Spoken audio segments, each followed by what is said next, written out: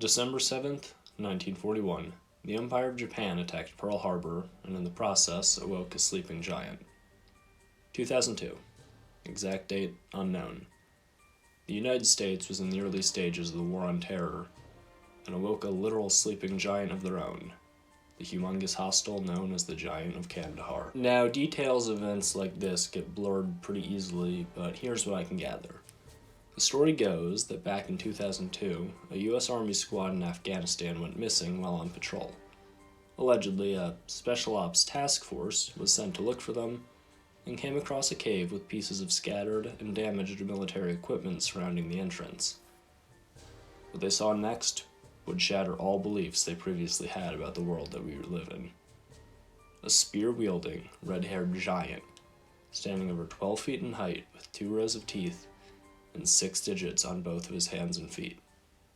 The creature is said to have then used his weapon to impale a member of the team named Dan, presumably an alias, who was then avenged by his fellow squadmates opening fire for half a minute without interruption. According to the story, that's what it takes to bring down a giant. It works just as well as a rock between the eyes, or a body slam from 93,000 screaming Hulkamaniacs, brother!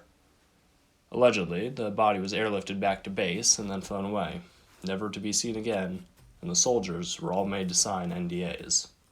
Despite the purported NDAs, this story first broke on Coast to Coast Radio and has gained a lot of attention since. Now, as far as my thoughts go, they're a mixture.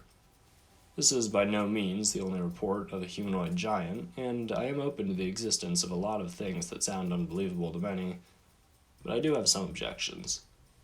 The largest being the amount of action in the story. I believe that as a general rule of thumb, if someone's telling you the story of a cryptid encounter that would also sell as an action movie, take it with a grain of salt. My other question is how the creature was able to take down the initial squad just to be killed by a force of the same strength afterwards. Details like this give the vibe of something out of a horror movie, rather than an actually undiscovered creature that really walked the earth. So what do you think? Let me know in the comments if you think this is the tallest of tall tales, or if there really was a Goliath in the graveyard of empires.